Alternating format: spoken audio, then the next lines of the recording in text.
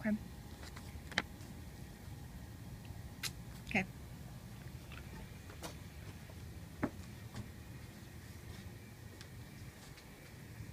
Alright, so you haven't had enough sleep at night or just feel tired in the morning. Raise your hand if you can relate to this. Me too. Like most of us, we turn to caffeine, whether it can be an energy drink, caffeine pills, a cup of coffee, and so on. My name is Aaron Ward, and today I'll be talking about what caffeine does to you. Caffeine has both negative and positive effects on your body, health, and mood. First, I'll talk a little bit about the history of caffeine. Most people think that caffeine hasn't been around for a long time, but actually, back in the 15th century, people called the Sufis of Yemen drank coffee on a regular basis to stay awake during their prayers. In 1958, the United States regulated caffeine, and it is noted that 90% of the world has consumed some type of caffeine, and that 80% of Americans consume it every single day. Moving along to the positive effects caffeine has for you. Like I said earlier, if you're drowsy or tired, caffeine will temporarily give you more energy and make you more alert. Low doses of caffeine can actually cause you to be in a better mood, such as more energy and just general happiness. According to the NIH, which is the National Institute of Neurological Disorders and Strokes, people that drink a lot of non-decaf coffee are 4 to 8 times less likely to develop Parkinson's disease. According to AARP.com, a strong habit of caffeine in your 40s and 50s can actually reduce the chances of having Alzheimer's or dementia up to 70%. And another positive effect is that it lowers the risk of chances of having stroke in both older men and women.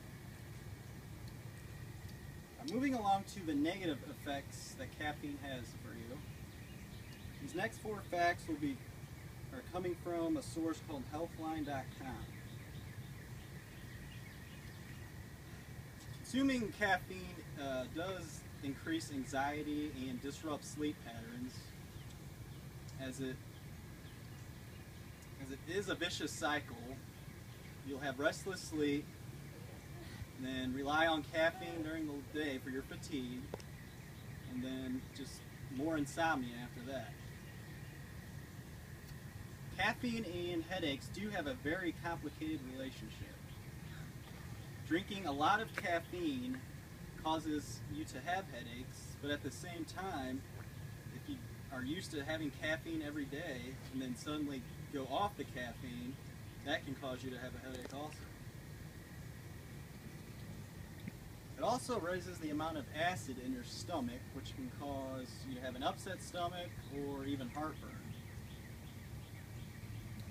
It actually triggers the body to get rid of water, explaining why it is not a good thirst quencher.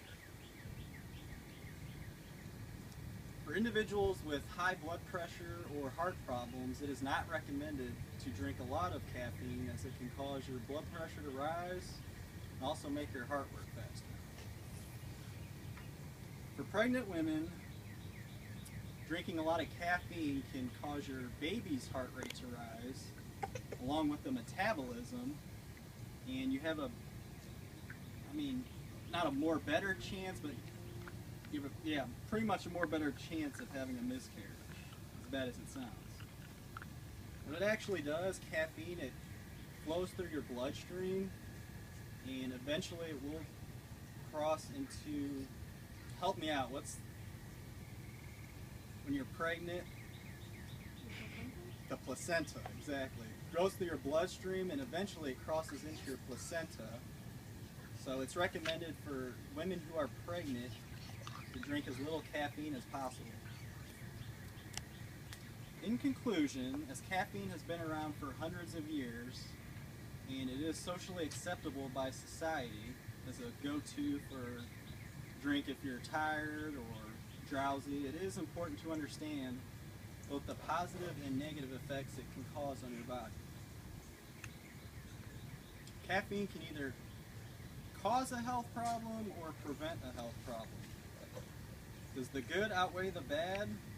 That is up to you and your body to decide. Thank you.